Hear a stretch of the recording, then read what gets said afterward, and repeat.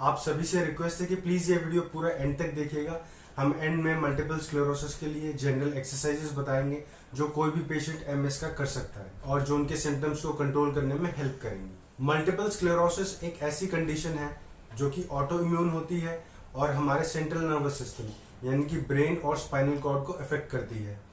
Auto immune से हमारा मतलब है जो हमारा इम्यूनिटी सिस्टम होता है वही हमारे सेंट्रल नर्वस सिस्टम को डैमेज करना स्टार्ट कर देता है, उसको अटैक करता है और इसकी वजह से डीमाइलिनेशन हो जाता है नर्व्स का।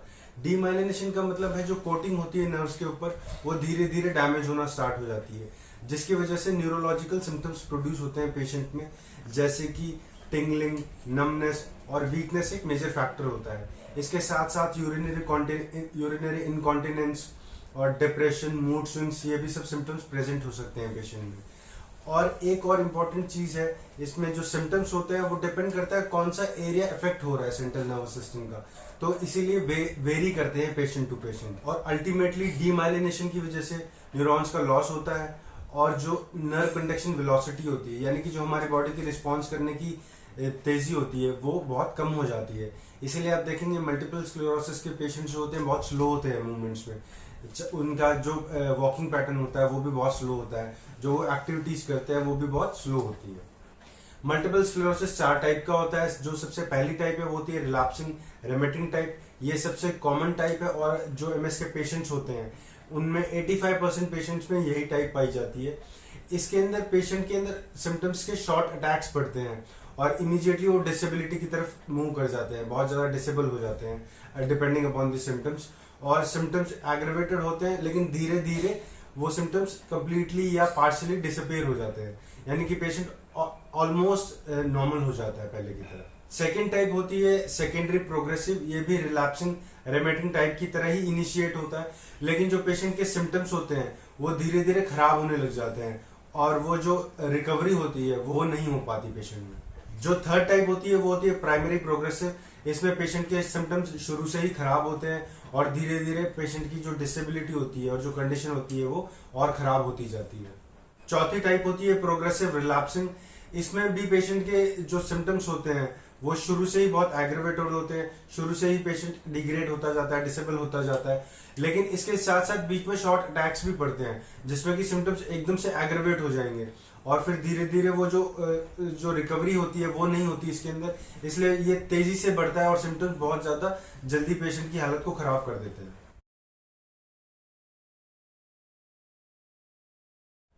प्रेवलेंस की बात करें अगर तो इंडिया में 1 लाख लोगों में से 1.33 लोग अफेक्ट होते हैं इस कंडीशन से और ये ज्यादातर फीमेल्स में पाई जाती है।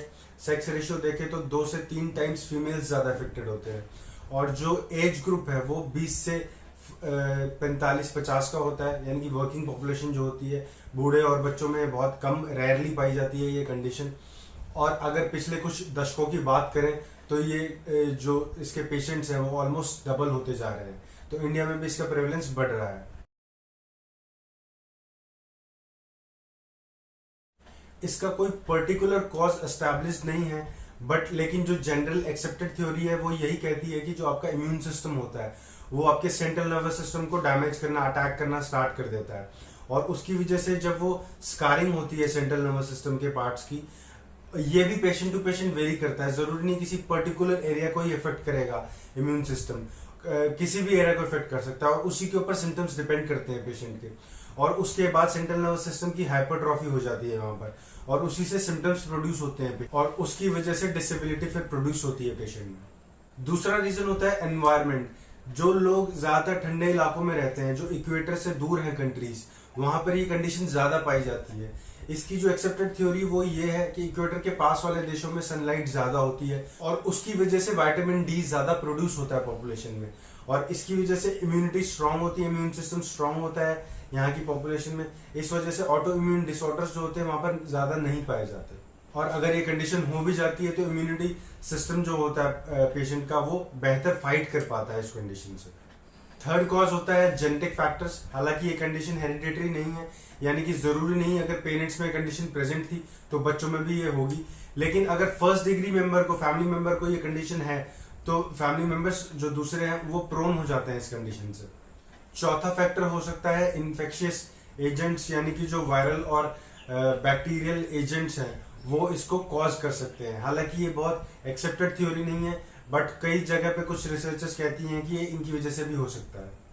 एक और हाइपोथेसिस है, वो ये कहता है कि जो गट के माइक्रोबायोटा है यानी कि जो माइक्रो ऑर्गेनिजम्स हैं वहाँ के, चाहे वो बैक्टीरिया हो या वायरस हो, वो भी इसको ट्रिगर कर सकते हैं इस कंडीशन को। इसलिए जिन लोगों का स्ट्रॉन्ग गट होता है उन लोगों में ये कंडीशन कम पाई जाती है, और इसीलिए वो लोग जो बचपन में इन्फेक्शंस को नहीं फेस करते हैं बहुत ज्यादा वैक्सीनेशन की वजह से, उनका इम्यूनिटी सिस्टम कमजोर कहा जाता है और उनमें ये कंडीशन हो सकती है। और उसके साथ साथ एलर्जिक जो कंडीशंस होती हैं वो भी ऐसे पेशेंट्स में पाई जाती है। Symptoms patient to patient vary करते हैं, डिपेंड करता है कि कौन सा एरिया या कौन सी नर्व्स इफेक्ट हो रही हैं। और जो एमएस के सिम्टम्स होते हैं वो जनरली कुछ मिनटों या कुछ घंटों में ही अपीयर हो जाते हैं कम्प्लीटली। ऐसा बहुत रेयरली देखा गया है कि कुछ हफ्ते या कुछ महीने लग रहे हैं सिम्टम्स को अपीयर होने में। जो बेसिक सिम्टम्स होते हैं वो होते हैं वीकनेस और नमनेस, और इनकी जो शुरुआत होती है वो झंझनाहट से होती है। उस जो वो नर्व जहाँ जिस एरिया को सप्लाई कर रही है वहां पर झंझनाहट होगी और फिर धीरे धीरे सूनापन और कमजोरी आ जाएगी वो जो नर्व जिस एरिया को सप्लाई कर रही है वहां पर। दूसरा सिम्टम होता है विजुअल डिस्टर्बेंस, और ये ज्यादातर डबल विजन के तौर पर प्रेजेंट होता है पेशेंट के अंदर। तीसरा सिम्टम होता है थकान बहुत ज्यादा, न्यूरोपैथिक पेन्स और हेडेक्स। न्यूरोपैथिक पेन्स डिपेंड करते हैं जैसा कि मैंने बताया कौन से एरिया को अफेक्टेड है, डैमेज्ड है। वहीं पर झंझनाहट, बर्निंग सेंसेशन यानी कि जलन जैसी फीलिंग होना, और स्पैस्मेटिक दर्द की फीलिंग आती है पेशेंट को हाथ और पैरों में जहां पर भी नर्व सप्लाई कर रही होती है। चौथे कैटेगरी के जो सिम्टम्स होते हैं वो होते हैं डिप्रेशन, मूड स्विंग्स, एंजाइटी होना बहुत ज्यादा पेशेंट को, और जो कंसंट्रेशन लेवल्स होते हैं वो बहुत ज्यादा डिप कर जाते हैं। पेशेंट एक किसी पर्टिकुलर काम में कॉन्सेंट्रेट नहीं कर पाता है। फिर कुछ मोटर सिम्टम्स भी प्रोड्यूस होते हैं पेशेंट में, जैसे कि गेट और बैलेंस का डिस्टर्ब होना, अटैक्सिया हो जाना, और स्पास्टिसिटी यानी कि हाथ और पैरों में जकड़न हो जाना। इसके अलावा खाना खाने में दिक्कत होना, बेसिकली निगलने में दिक्कत होती है, बात करते वक्त प्रॉब्लम होना, स्लरिंग हो जाती है स्पीच की, या अलग अलग तरह के सिम्टम्स होते हैं बोलते वक्त। कॉन्स्टिपेशन, डायरिया, यूरिनरी इनकॉन्टिनेंस, ये भी बहुत से पेशेंट्स में सिम्टम्स प्रेजेंट होते हैं। और इनके साथ साथ सेक्सुअल डिस्फंक्शन भी पेशेंट्स में प्रेजेंट हो सकता है। और सिम्टम्स ज्यादातर गर्मियों में बढ़ जाते हैं, एग्रेवेट होते हैं, और जो अटैक्स होते हैं वो भी ज्यादातर समर्स में ही आते हैं। इसी वजह से जब पेशेंट एक्सरसाइज कर रहा होता है या एक्टिविटीज कोई कर रहा होता है तो हम उनको एडवाइस करते हैं कि बहुत ज्यादा बॉडी को ओवरहीट ना कर ले, इससे सिम्टम्स एग्रेवेट हो सकते हैं पेशेंट के। तो ये एक इंपॉर्टेंट चीज होती है जो ध्यान रखनी चाहिए पेशेंट को।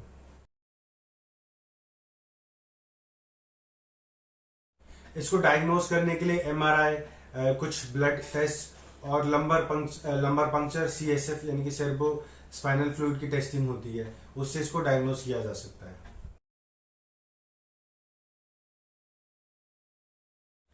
डाइटरी हैबिट्स की बात करें तो प्रोबायोटिक्स, दही, विटामिन डी, फिश ऑयल और ओमेगा 3, ये सब चीजें डाइट में इंक्लूडेड होनी चाहिए एमएस के पेशेंट में।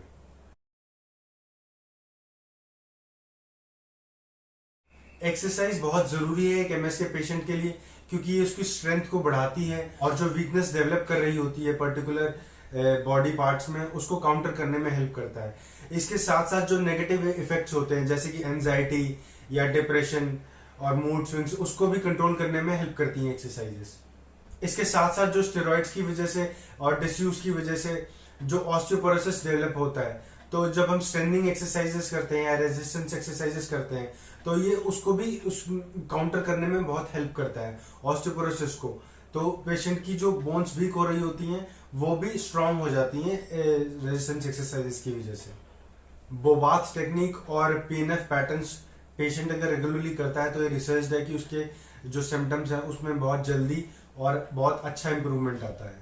स्विमिंग और एक्वेटिक एक्सरसाइजेस स्ट्रेंथ बढ़ाती हैं, पेशेंट की मोबिलिटी बढ़ाती हैं, इसके साथ साथ मूड को बेटर करती हैं, जितने भी डिप्रेशन या मेंटल सिम्टम्स होते हैं उनको कंट्रोल करती है और पेशेंट के एनर्जी लेवल्स को भी इंक्रीज करती है। तो ऐसी एक्टिविटीज में एक पेशेंट को इन्वॉल्व होना चाहिए। Low intensity aerobic training programme, ये एक बहुत इंपॉर्टेंट पार्ट होता है एक्सरसाइज थेरेपी का, और हर एमएस के पेशेंट को ये फॉलो करना चाहिए। कोई भी एरोबिक एक्टिविटी पेशेंट पिक कर सकता है, चाहे माइल्ड वॉकिंग हो, लेकिन ये होना चाहिए लो इंटेंसिटी। माइल्ड वॉकिंग, हल्की फुल्की साइकिलिंग, इससे जो फटीग होता है उसको कंट्रोल करने में पेशेंट को हेल्प मिलती है। लेकिन एरोबिक कंडीशनिंग करते वक्त पेशेंट को ये ध्यान रखना चाहिए कि बॉडी ओवरहीट ना हो जाए, टेम्परेचर ना बढ़ जाए, वरना उसके सिम्टम्स बढ़ सकते हैं। इसके अलावा बैलेंस और गेट ट्रेनिंग एक्सरसाइजेस बहुत इंपॉर्टेंट है, ताकि पेशेंट जब वॉक करे, अपनी नॉर्मल एक्टिविटीज कर रहा है डेली लिविंग की, बाहर घूमने जा रहा है, तो जो ऑब्स्टिकल क्रॉसिंग है या फिर जो कुछ पेशेंट्स में छोटे स्टेप्स हो जाते हैं, उनको करेक्ट करने के लिए ये सब एक्सरसाइजेस हेल्प करती हैं। तो एक फिजियो के साथ अपने मिल के पेशेंट को ये सब चीज़ों को काउंटर करने के लिए ये सब एक्सरसाइजेस करनी चाहिए।